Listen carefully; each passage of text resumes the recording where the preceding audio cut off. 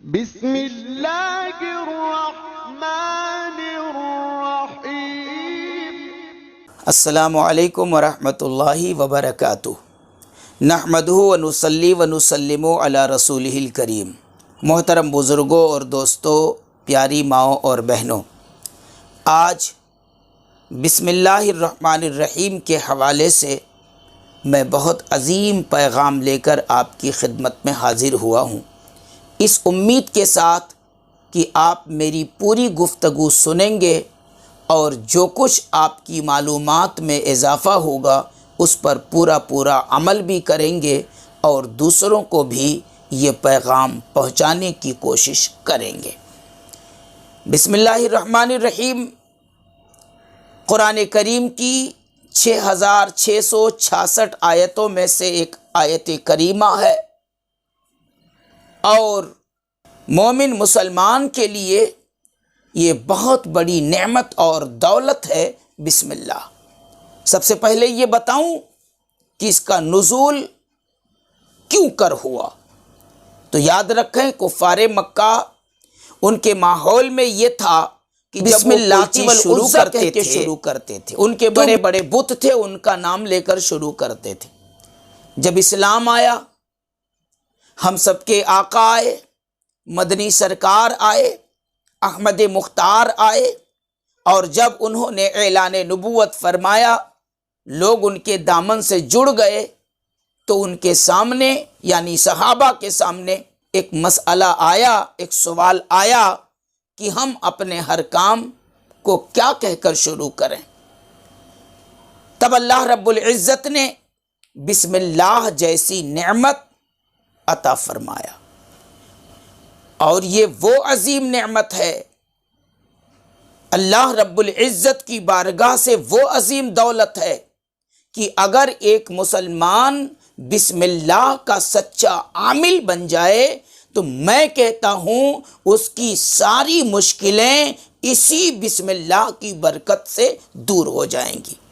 اللہ نے اتنی برکتیں اور اتنے فوائد اس آیت کریمہ میں رکھ دیے ہیں، شرط یہ کہ ہم پڑھیں۔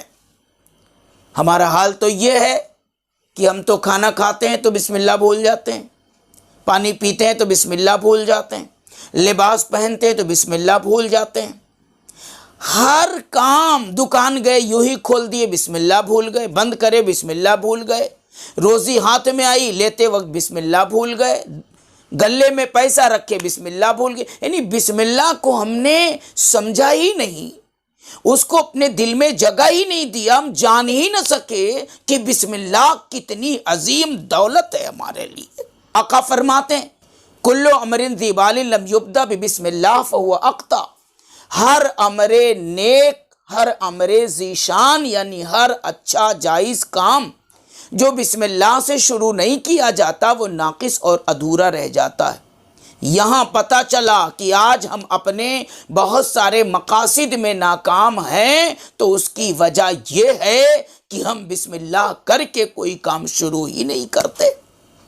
کہا گیا بسم اللہ قرآن کی کنجی ہے، اور فرمایا گیا کہ بسم اللہ ہر کام کی کنجی ہے، یہاں تک کہ مومن مسلمان جو شے خورد و نوش میں استعمال کرتا ہے، ہم اور آپ دنیا بھر کے طبیعت کے پسند کے کھانے کھاتے ہیں، جو دل میں آیا کھاتے ہیں، ہم کو نہیں پتا کہ ہماری طبیعت، ہمارے جسم کا اندرونی حصہ کون سی غذا کو قبول کر رہا ہے اور کون سی غذا کو قبول نہیں کر رہا ہے، کون سی غذا بیماری کا سبب بنے گی، کون سی غذا تندرستی کا سبب بنے گی، یہ ہم کو نہیں معلوم۔ ہم اندھیرے میں کھاتے چلے جاتے ہیں، اندھیرے میں ہم جو ملتا ہے کھاتے پیتے چلے جاتے ہیں۔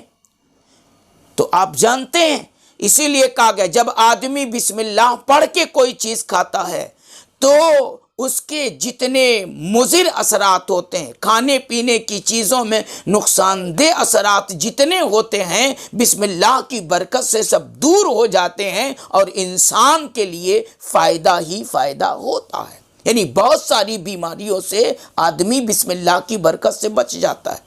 حضرت موسیٰ علیہ السلام کا واقعہ یاد آیا۔ حضرت موسیٰ علیہ السلام کے پیٹ میں درد ہوا. اللہ کی بارگاہ میں آپ نے دعا کی کہ میرے مولا میرے پیٹ میں درد ہے. اللہ پاک نے فرمایا موسیٰ جنگل کی طرف جاؤ، فلاں بوٹی کھا لو، تمہارا درد ختم ہو جائے گا. حضرت موسیٰ علیہ السلام تشریف لے گئے، جو بوٹی کہی گئی تھی اسے کھائے، درد ختم ہو گیا، شفا مل گئی. کچھ دنوں کے بعد وہی درد پھر ہوا، آپ تشریف لے گئے، وہی بوٹی پھر سے کھایا مگر درد بڑھ گیا. اللہ کی بارگاہ میں رجوع کرتے ہیں، اللہ یہ بات سمجھ میں نہیں آتی کہ ایک ہی چیز ہے، کبھی شفا دیتی ہے اور کبھی ہمیں تکلیف دیتی ہے، دو تاثیر شفا اور مرض بڑھانے کی. تب اللہ رب العزت نے وحی بھیجا کہ اے موسیٰ میرے کلیم، اس سے پہلے جب تم گئے تھے تو میرے حکم سے گئے تھے، اب کی بار اپنی مرضی سے چلے گئے تھے. اور یاد رکھو کوئی بھی شے اس میں تاثیر پیدا کرنے والا میں ہوں. دوا میں تاثیر نہیں ہے، تاثیر میرے نام میں ہے. تاثیر موسیٰ تمہارے رب کے نام کے جپنے میں ہے. میرے نام سے جب کوئی چیز کھاؤ گے، دوا کے طور پہ کھاؤ گے تو شفا ہوگی، غذا کے طور پر کھاؤ گے تو تندرستی ہوگی. اللہ اکبر کبیرہ. تو آپ سوچیں کہ بسم اللہ ہمارے لیے کتنی بڑی نعمت ہے. اور شاید یہاں یہ بھی ہو سکتا ہے، اپنی اصلاح کے لیے سوچ سکتے ہیں بہت ساری دوائیاں ہم دھڑا دھڑ کھاتے چلے جاتے ہیں مگر ہم کو کوئی فرق نہیں پڑتا، بیماری بنی رہتی ہے. تو اپنی اصلاح کر لیں، ہو سکتا ہے کہ اسی وجہ سے ہمیں شفا نہ ملتی ہو کہ ہم بسم اللہ پڑھے بغیر کھا لیتے ہیں. بتاؤں آپ کو، کہا گیا کہ اگر کوئی بندہ بسم اللہ پڑھ کر اپنی بیوی کے قریب جاتا ہے تو شیطان کی شرارتوں سے محفوظ رہتا ہے، اور اس ملاقات سے اگر کوئی اولاد پیدا ہو تو اس اولاد کے ہر سانس کے بدلے، جب تک وہ اولاد زندہ رہے گی، ہر سانس کے بدلے اس کے باپ کے اعمال میں نیکیاں لکھی جاتی رہیں گی. اللہ اکبر. دوسری بات، اگر کوئی بندہ سواری پر سوار ہوتے وقت بسم اللہ پڑھ لے تو اس کی سواری جتنا قدم چلے گی اتنا اس کو ثواب ملے گا. کشتی میں کوئی بیٹھے اور بسم اللہ پڑھ لے، جتنی کشتی چلے گی اتنا ثواب ملے گا. سبحان اللہ. اب یہاں ذرا آپ سوچیں، بائک چلانے والے سوچیں، کار چلانے والے سوچیں، فلائٹ میں چلنے والے سوچیں، اگر بسم اللہ پڑھ کر ان سواریوں پر ہم اور آپ سوار ہو جائیں تو ہمارا سفر بھی ہو جائے گا، اور ہمارا یہ بھی اعتقاد کہتا ہے کہ ہم ایکسیڈنٹ سے بھی محفوظ رہ جائیں گے، حادثے سے بھی محفوظ ہو جائیں گے، اور جتنا کلومیٹر ہم چلیں گے اللہ پاک ہمارے نامہ اعمال میں نیکیاں عطا فرمائے گا. کتنی بڑی عظیم نیکی ہے بسم اللہ. ہمیں چاہیے کہ ہم اس پر عمل کریں. اور آپ کو بتاؤں، حضرت خالد بن ولید رضی اللہ تبارک و تعالی عنہ جو کہ سالار اعظم ہے، ان کا ایک دشمن حاضر ہوا اور کہا اے خالد بن ولید، تمہیں اسلام کی سچائی پر اگر بہت بھروسہ ہے تو میں زہر پیش کرتا ہوں، اسے پی لیجئے. اگر تم زندہ بچ گئے تو سمجھوں گا اسلام سچا ہے، مر گئے تو سمجھوں گا اسلام جھوٹا ہے. حضرت خالد بن ولید نے کہا تیرا زہر دے. آپ نے زہر لیا اور بسم اللہ الرحمن الرحیم پڑھ کے پی لیا، کچھ نہیں ہوا.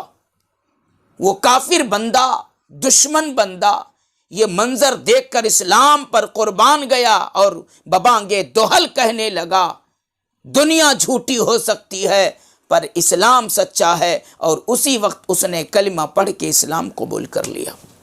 آپ نے سنا ہوگا شاہ روم ہرقل بادشاہ، جس کی بادشاہی کا چرچا چہار دانگے عالم میں تھا اور ابھی بھی وہ تاریخوں میں ملتا ہے. اس کے سر میں درد رہتا تھا، تمام علاج کر کے تھک گیا. ہر قسم کی کوششیں کر کے تھک گیا، مگر اس کے سر کا درد نہ گیا۔ اس نے حضرت خلیفۃ المسلمین سیدنا فاروق اعظم رضی اللہ تعالی عنہ کی بارگاہ میں عریضہ بھیجا، چٹھی بھیجا کہ میرے سر میں بہت درد رہتا ہے، میں پریشان ہوں۔ سیدنا فاروق اعظم رضی اللہ تعالی عنہ نے ایک ٹوپی بھیجی اس کے پاس، کہا اسے پہن لینا، سر کا درد چلا جائے گا۔ ہرقل بادشاہ کے پاس ٹوپی پہنچی، وہ ٹوپی سر پہ پہن لیا۔ جب تک وہ ٹوپی پہنے رہتا اس کا سر بالکل درد نہیں کرتا، وہ بالکل فریش رہتا، اور جب ٹوپی سے غافل ہوتا، اس کو پہننے سے غافل ہوتا، اتار دیتا تو اس کے سر میں درد ہونے لگتا۔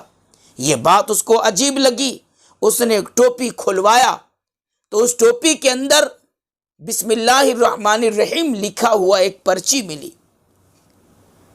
وہ قربان گیا قرآن کی عظمتوں پر اور سوچنے پر مجبور ہو گیا کہ قرآن کی یہ سچائی ہے کہ ایک چٹھی ٹوپی میں رکھ دی گئی تو میرے سر کا درد چلا گیا۔ جی، یہ اسلام کی سچائی ہے، یہ اسلام کی عظمت ہے۔ ایک اور بات بتا دوں، شاید آپ کو بسم اللہ پڑھنے کی رغبت مل جائے، جذبہ آ جائے۔ آقا کریم رؤوف الرحیم صلی اللہ علیہ وسلم سفر معراج میں تشریف لے گئے، کائنات کی تمام نشانیاں انہوں نے دیکھی، یہاں تک کہ جنت کے باغ و بہار دیکھے، حور و غلماں دیکھے، آسمانی دنیا کے مناظر دیکھے۔ حضور علیہ الصلوۃ والسلام نے 4 نہریں دیکھی، پانی کی نہر، دودھ کی نہر، شراب کی نہر، شہد کی نہر، اور بہت ہی عمدہ طریقے سے یہ نہریں جاری تھیں۔ حضور نے دریافت فرمایا کہ یہ چشمہ جاری کہاں سے ہوا ہے، کہاں سے یہ چشمہ جاری ہو کر بہ رہا ہے؟ تو ایک فرشتے نے کہا حضور میں بتاتا ہوں کہاں سے یہ چشمہ جاری ہے۔ وہ فرشتہ ایک محل کے پاس لے گیا۔ سید عالم صلی اللہ علیہ وسلم اس محل کے پاس پہنچتے ہیں تو کیا دیکھتے ہیں کہ اسی محل کے نیچے سے 4 چشمے نکل رہے ہیں، الگ الگ بہ رہے ہیں۔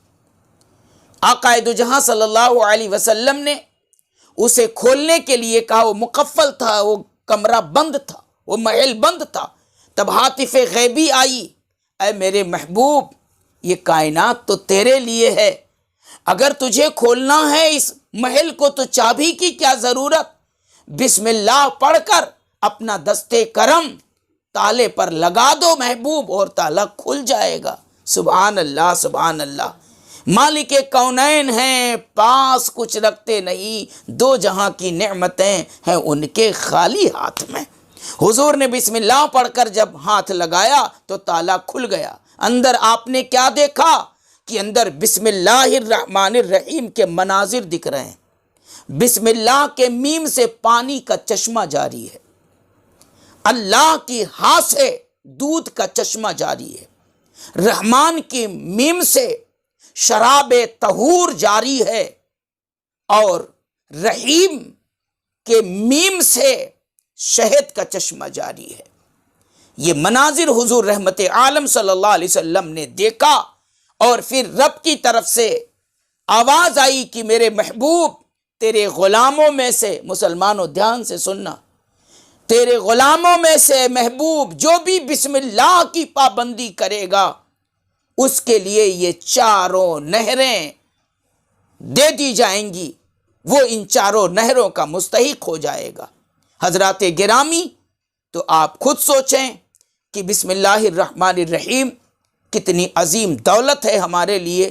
اگر ہم دنیا میں بیماریوں سے بچنا چاہتے ہیں، انفیکشن سے بچنا چاہتے ہیں، وائرس سے بچنا چاہتے ہیں، تو ہمیں بسم اللہ کی پابندی ضرور کرنی چاہیے۔ اور میں امید رکھتا ہوں کہ آپ ضرور آج سے بسم اللہ کی عادت ڈالیں گے، اپنے بچوں کو بھی سکھائیں گے، اور انشاءاللہ تعالی آنے والی ویڈیو میں میں الحمدللہ رب العالمین یعنی سورہ فاتحہ کی تفسیر لے کر آؤں گا۔ جب تک رمضان کا مہینہ چل رہا ہے انشاءاللہ تعالی جتنی صورتوں کی مختصر سے مختصر وقت میں تفسیریں مجھ سے ہو سکتی ہیں وہ آپ تک پہنچاؤں گا۔ آپ خود سنیے، اوروں تک پہنچائیے، اور اگر بات میری اچھی لگیں تو اس مشن میں شریک ہو کر اپنے سارے گروپس میں اس ویڈیو کو شیئر کیجئے۔ پھر ملیں گے۔ السلام علیکم ورحمۃ اللہ وبرکاتہ۔